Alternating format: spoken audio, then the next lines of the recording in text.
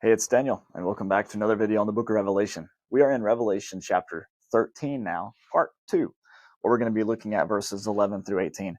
I just want to reiterate right here at the start, I have no idea what I'm doing, and you don't have any idea what you're doing as well. We're doing our best, of course, but we're just scratching at the surface of this stuff, and anybody who claims to have all this figured out does not yet know what he ought to know, as Paul might say in 1 Corinthians 8, verses 1 through 3. And what really matters is that we know that we're loved by God. As Paul says, if anyone loves, he is known by him. And so as we get into some of this difficult stuff in Revelation, let's just keep in mind what really ultimately matters, which is Jesus Christ and him crucified. By the way, we should be looking for the cross in all these passages, because in light of the gospel, all things are gospel. I think that's what Origen says. All right, Revelation chapter 13, verse 11. We got another beast. Then I saw another beast coming up out of the earth, or out of the land. So, chapter 13, verse 1, the beast comes up out of the sea. This one comes up out of the land. When we consider the beast coming up out of the sea, we might, in our memory, think back what it must have been like to see these ships coming over the horizon to take over the land from the Medes and the Persians, like with Alexander the Great, and then later on with Rome, ships from Kittim or Chittim, or however you say it, in Daniel chapter 11. Okay, let's see. So another beast coming up out of the earth. He had two horns like a lamb. So again, we're being deceived here. As Jesus said in Matthew 24, false Christ will appear before many. And he spoke as a dragon. So he's not speaking with the word of God, the sharp two-edged sword, the gospel of Jesus. He speaks as a dragon. He's speaking the lies of the adversary. Of course, John chapter 8, Jesus told some of the Jewish people there who were even some of his disciples, he says, you are of your father, the devil, because he was a liar from the beginning, and things like that. So here we go. Verse 12. He exercises all of the authority of the first beast in his presence. So he's different from the first beast, but he exercises the authority of the first beast. And he makes the earth and those who dwell in it to worship the first beast, whose fatal wound was healed. And so we have this idea of emperor worship, perhaps, or maybe even just walking the way of the empire and carrying out violent acts in the purpose of securing the kingdom of God, however you might interpret this. It's interesting that in the gospel accounts, it's not Rome by herself who's persecuting Jesus, and it's not Jerusalem by herself who's persecuting the Christ, but it's them working together. In the book of Acts chapter 2, however, and throughout the book of Acts, the guilt is typically laid solely upon the shoulders of the Jewish leaders who had compelled the people to reject Jesus. For example, in Acts chapter 2, whenever Peter begins his sermon and he finishes quoting the prophecy from Joel chapter 2, he says in verse 23, this man delivered over by the predetermined plan and foreknowledge of God, you nailed to a cross by the hands of godless men and put him to death. And so throughout the gospel, or throughout Acts, anytime they're talking to an audience from Jerusalem and Judea, it's always you have taken and have slain. And anytime they're talking to a group outside of Jerusalem and Judea, it's they have taken and they have slain.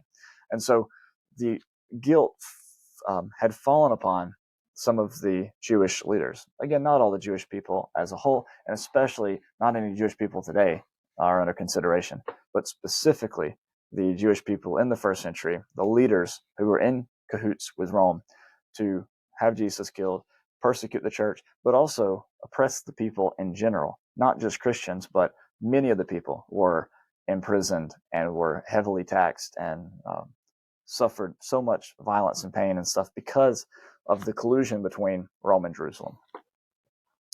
This is interesting imagery, though, here in Revelation chapter 13. Okay, let's look at verse 13. He performs great signs so that even he makes fire come down out of heaven to the earth in the presence of men. This is an interesting one, right? Because one of the things that we saw in Revelation 11 is that the two witnesses were able to turn water into blood, but also fire would come out of their mouths. The gospel, the fiery gospel that they were preaching. However, the fire here comes down out of heaven to earth in the presence of men, which is similar to what Elijah did. Or was it Elisha? I always get that confused. I think it was Elijah. Having the altar burned up, even though it was covered in water. One of the interesting things, though, and this text is a bit dubious. Going to go ahead and prepare myself for that one. But in Luke chapter 9, they go through a Samaritan village, and the people reject Jesus.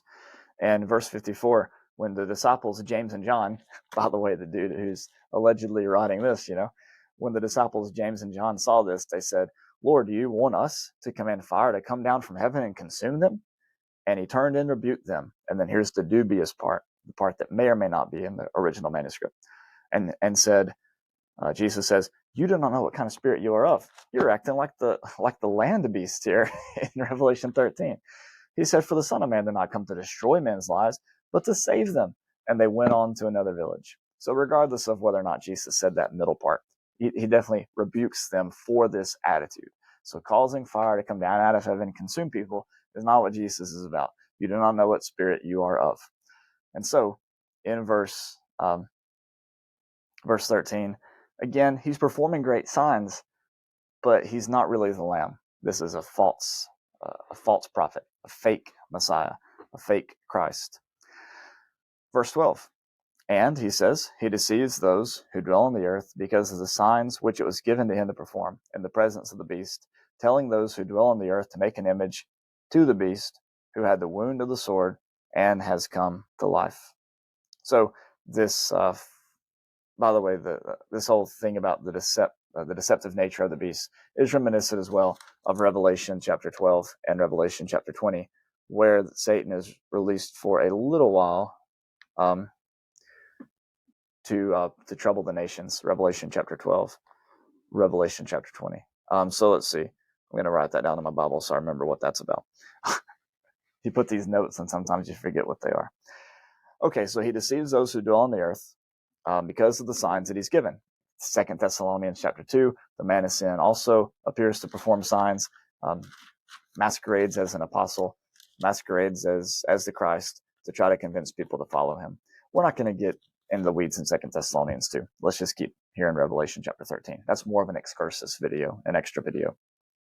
Okay, again, the emphasis here is, well, this guy had a wound and he's come to life again. It looked like he was dead and he's back. And so, again, you could go with Nero interpretation on some of this. There's different suggestions people make.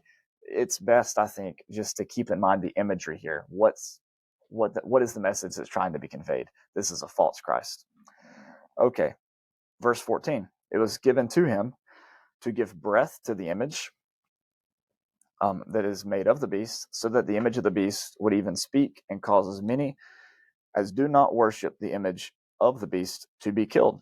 And so this, again, if you get into a commentary on Revelation that's early date centered, like Sam Dawson's commentary, or like Art Ogden's commentary, or Foy Wallace's commentary, or even just a good, solid commentary that explores all the options, it's going to talk about how an image was set up in Jerusalem for them to worship the beast and things like this, to worship the emperor, and those who refused to do it, would potentially be killed for their lack of faith. Christians, of course, in the early church were considered to be atheists by Rome because they did not believe in the gods of the Roman pantheon or whatever.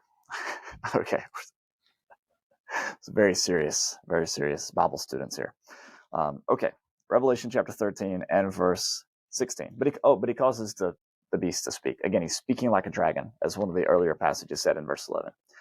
And he causes all the small and the great, the rich and the poor and the free men and the slaves to be given a mark on their right hand and on their forehead.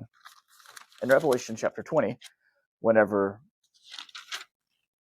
the one is sitting on the throne, in Revelation chapter 20 and verse 11, who's before him, as he says in verse 22, when the books are open? Well, you've got the sea gave up the dead which is in it, and death and Hades gave up the dead which were in them, and they were judged, every one of them, according to their deeds. So who's there? I mean, it's everybody. The small and the great, the rich and the poor, the bound and the free. That's what's going on in Revelation chapter 13. And so you have this group of people sort of switching sides over and over again throughout the book. Okay. Galatians 3:27 is already a passage I mentioned, but in there he says that the And there he says that in Christ there is no Jew, Greek, bond, free, male, female. And he kind of had the same sort of thing. The rich and the poor, the free and the slave. It's just like every category of people is following after the beast. Verse 17. He provides that no one will be able to buy or sell. This is kind of getting back to the stuff in Revelation 6, right? With the famine, with the scales, and the white horse, the red horse, the ashen horse, and the black horse, all that kind of stuff is being reiterated here in Revelation 13. Again, Revelation has this repiculatory pattern to it we have to pay attention to. And so he says, here is the wisdom. Here's what this is all about, he says. Let him who has understanding calculate the number of the beast, for the number is that of a man, and his number is 666. Now, if you start to try to figure out who this is, and you start looking at the commentaries, Nero comes up quite a bit, of course, but throughout church history, people have taken their enemy's name and made it equal 666 on every level you can think of. Martin Luther figured out that one of the Pope's names ended up being 666 if you did all the math. And others in the Catholic Church figured out that Martin Luther's name added up to 666 if you tinkered with the spelling a little bit. If you add all my initials up for Daniel, it comes up to 55. Oh, no, sorry, to 45. So what is that talking about? Who knows?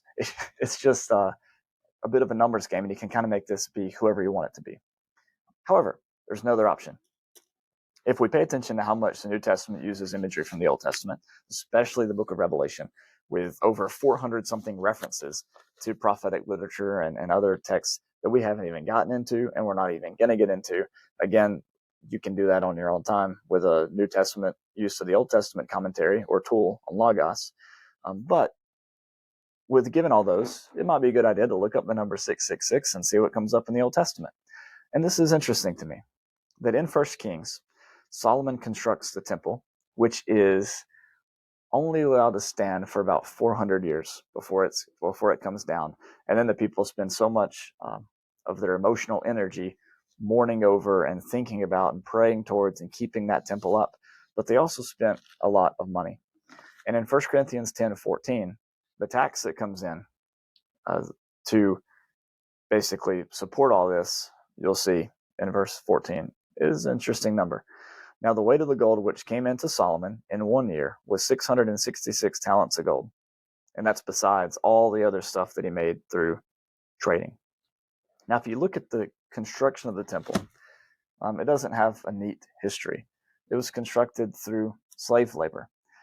Solomon married a princess of Egypt and then used that relationship to get chariots. And he became one who would buy and sell chariots that were made in Egypt, an arms dealer, basically. He begins to worship false gods. He does all sorts of things that are not very good as he's constructing the temple. And he ends up becoming the new Egypt, in a sense, which again, Revelation 11:8, Jerusalem is mystically called Sodom and Egypt. And so it's the connections between Solomon and Egypt and Pharaoh, and then what's going on in Revelation, is very, very compelling to me. And so the number 666 could refer to Nero, could refer to whoever you want it to refer to, especially if you consider that the number could be 616 in some early manuscripts. There's a lot of textual stuff going on in chapter 13 here. But it also could refer to the leaders of the Zealot movement who were trying to claim that the existence of the temple of the Lord allowed them to defend it with arms in order to restore Israel and rebel against Rome. You might remember the triplicate expression in Jeremiah, the temple of the Lord, the temple of the Lord, the temple of the Lord, that was used to justify their wrongdoing, as if to say, nobody can touch us, we have the temple of God, treating the temple of the Lord as something of a talisman. And so here in Revelation chapter 13 and verse 18, they are called, this number of a man, 666, could be a reference to the deeds of Solomon in constructing a temple, bringing in 666 talents of gold, using slave labor to construct it, having married an Egyptian princess, buying and selling chariots, all within the first 10 or so chapters of 1 Kings. You can read about that. If you want to see more connections between Solomon and Pharaoh, I really, really, really encourage you to read the book Jesus Wants to Save Christians by Rob Bell. It's not, he's not going to be your favorite author.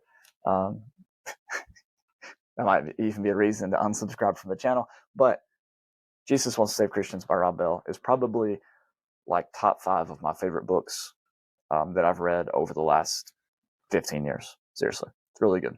Challenging too. And it's still relevant, very relevant.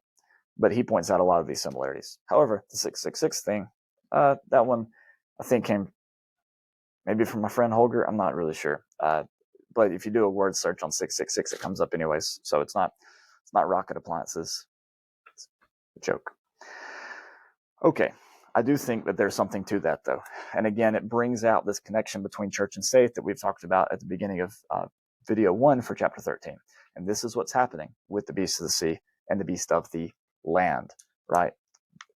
The beast of the land being possibly the religious leaders of Jerusalem who eventually rebel against Rome, but who for a long time were in cahoots with Rome and propped up Rome to persecute the church. For example, the expression, "We have no king but Caesar," blatantly denying God as their king and only accepting for themselves the king of Caesar. So this study could go on, and if I keep talking, I'm going to keep going just forever. So I need to go ahead and bring this to a close. But that's Revelation chapter 13, the big scary chapter, over and done with. Now we're going into chapter 14, where we have just back and forth stuff for 2 chapters of scenes of heaven, horrible scenes on earth, good scenes in heaven, horrible scenes on earth, before we get to 16, 17, 18, and 19, which is just nonstop terror until we get to the wedding feast of the Lamb.